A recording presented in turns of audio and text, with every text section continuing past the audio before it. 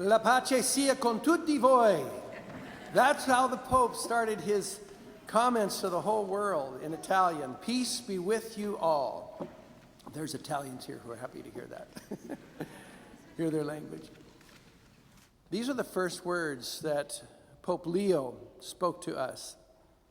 It's more than just a nice thing to say, peace be with you. It is that, of course. When there's throngs of people, what do you say? How do you start? But there's something more there.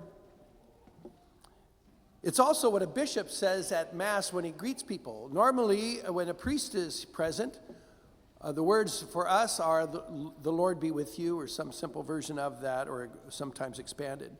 But it prescribes in the Roman Missal that if a bishop is presiding, he says, peace be with you. And so he's the Bishop of Rome. So he also would say that for that reason. But it's not liturgical propriety that guided him to say those words.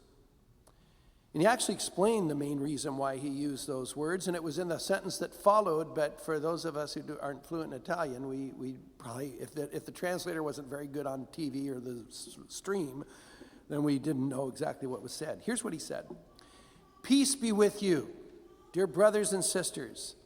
This is the first greeting of the risen Christ, the Good Shepherd, who laid down his life for the flock of God.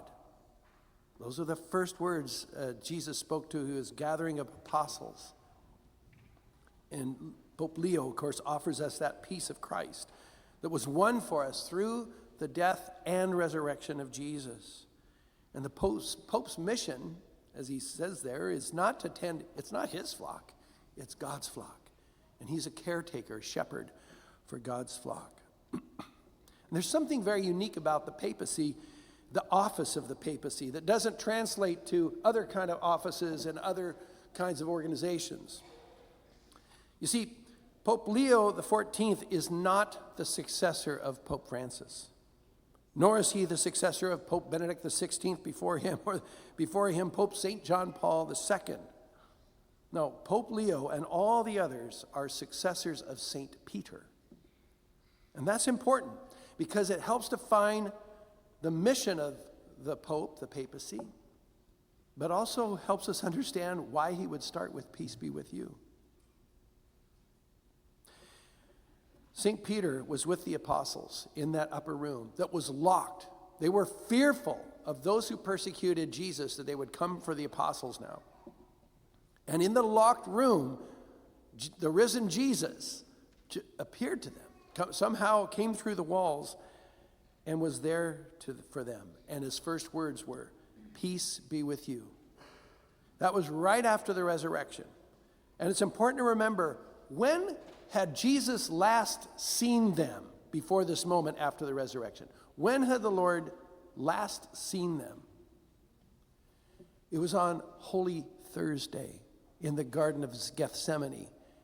And the last sight of the apostles, Jesus didn't see their faces, he saw their backs as they ran and abandoned him. In fact, later that night, Peter, who could have stood up, but he didn't, he denied that he even knew the Lord 3 times. In fact, in the Gospel of Luke, it says that when Peter denied him the 3rd time and the cock crowed, Jesus was within eyesight, and Jesus looked right at him. And then Peter went out and wept. You can just imagine having done that and now have the Lord look at you. But of course, Jesus, his look was not of condemnation, but I know, Peter, you have it in you to do the right thing. You didn't now, but you do have it in you. That was the encouragement of his eyesight, his looking at him.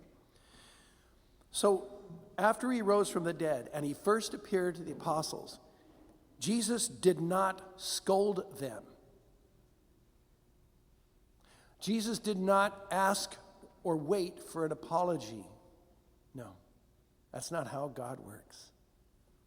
Jesus rather took the initiative with mercy. He took the initiative with words of mercy and said, peace be with you. Peace be with you. Therefore, Peter experienced that divine mercy and it transformed him. That, and then the ongoing meeting with Christ And the conversation at the Sea of Galilee, Jesus, Peter, do you love me? Yes, Lord, I love you. Do you love me? 3 times the Lord asked him. 3 times Peter said, yes, I love you. And each time Jesus said, feed my sheep, tend my sheep. And so if he received that divine mercy, he was empowered then to share that divine mercy with others. Peace be with you. That's the message. That, like the first Peter, the new successor of St. Peter proclaims, peace be with you, as well he should. And like St. Peter, Pope Leo XIV walks in the footsteps of the Good Shepherd. Tend my sheep, as Jesus told Peter. So today, this Sunday is considered Good Shepherd Sunday because of the scripture readings are all about shepherding in the Psalm and in the book of Revelation, describing how the Lord will shepherd us. And of course, Jesus, the Good Shepherd in the gospel. But that mission is not limited to Pope Leo. He's not the only one who does that. He's a leader in that mission, right? But he's not the only one who does that. It's extended, of course, to all the apostles in that room and their successors. That is, the bishops are the successors of the apostles. And here in the Archdiocese of Portland, we have 4 successors to the apostles who were in that room. And those are, of course, Archbishop Sample, Archbishop Vlasny, Bishop Smith, and Bishop Kenneth Steiner. And they're charged with that same mission, to proclaim the good news of the peace of God, the peace of Christ, to all of Western Oregon. But again, they don't do that by themselves. They collaborate with all the baptized in that mission, all the baptized. And I'll get to that, all the baptized in a moment. But they also collaborate with those who are called to priesthood and diaconate and ministry and in sharing in that mission. In fact, the formation of priests is forming men to be priests who will embrace that mission of the shepherd. The word pastor means shepherd, literally. And this is also a week of the Archbishop's Catholic Appeal. It was originally scheduled for earlier, but the Archbishop wanted to move it later because that weekend happened to be right after the death of Pope Francis, and we wanted to focus on that. But today we talk about the Archbishop's Catholic Appeal. There's envelopes in your pews, and you can read on there what that goes to. But it's going to the formation of pastors, of shepherds, to be able to continue the mission of the church and make sure that they have the training and the formation is not just my, knowing more about the Bible. No, it's my life, the way I live spiritually, my personal formation. My pastoral formation, how I serve people, intellectual formation, all these aspects of forming a whole person, not just part of who we are, but our whole selves dedicated to that mission. And that needs our support financially.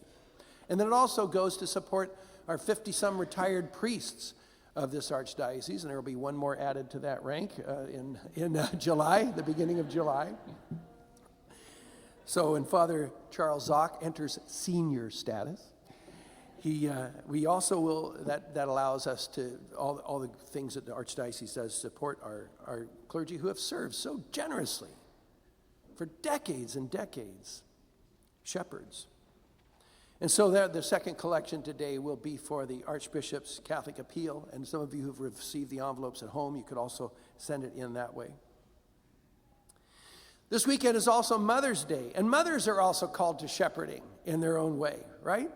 And not just with the material and emotional support that they provide their children, as important as that really is in every way, but also the spiritual shepherding, the spiritual guidance to help their children find their way to heaven, to find their way to the Good Shepherd. And my mom was exemplary in that way.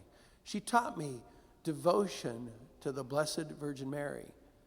And I remember asking, when I received from her a statue of Mary, she said, will you promise to grow in your devotion to Mary? And I said, yes, I will. I remember that very vividly, that conversation. But that was part of her formation, her example of praying the rosary and honoring the Blessed Mother. And we had a little shrine at our home of Mary. In fact, a few years ago, several years ago, I guess, but I happened to be in Rome, and it was Mother's Day, and this is after my mother had died, and I thought, what do I do in Rome on Mother's Day? And of course, I go to the Basilica, Santa Maria Maggiore.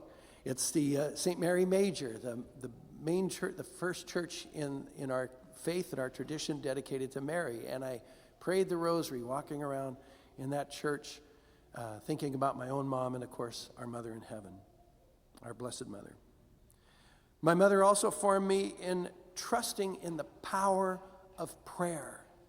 She believed in the power of prayer and prayed for some things for years for them to be accomplished, and her prayers were answered.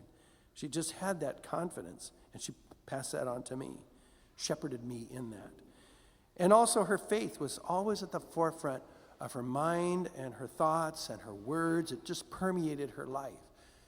If, a situation comes up, or what are we going to do? Even, somebody reminded me of this last night. I told this story in another place. When she was looking for a parking spot, Hail Mary, full of grace, help me find a parking place. And then, oh, there it is. And then, boom. And then she says, and then she would say a prayer of thanksgiving. Hail Mary, full of grace, thank you for the parking place. She was very dear. But truly, all of us who are baptized, we're called to this mission.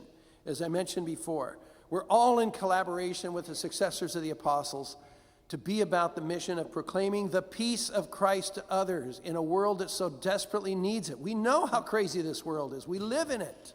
And we get overwhelmed by that sometimes. But that's what the Holy Father is reminding us of. Peace be with you. Christ has conquered every evil. We just are called to hold firmly to him, and he will get us through these torrential waters. He will guide us. And so as we live our faith, we help pass that on to others by our actions, our example, as well as our words. Hopefully we become more articulate in our faith, but at least our actions should describe what we believe, that we are grounded in the peace of Christ. And as we baptize children this weekend, as we've renewed our baptismal promises and been sprinkled with the holy water at the beginning of this Mass, or when we profess our creed in a few moments, all of those are opportunities for us to renew our faith and remember that we share in the same gratitude of St. Peter, who received mercy and peace from the risen Lord. And Peter's gratitude prompted him to show mercy and peace to the whole world in his mission as the first pope. May we also answer that call and show mercy and peace to everyone we meet.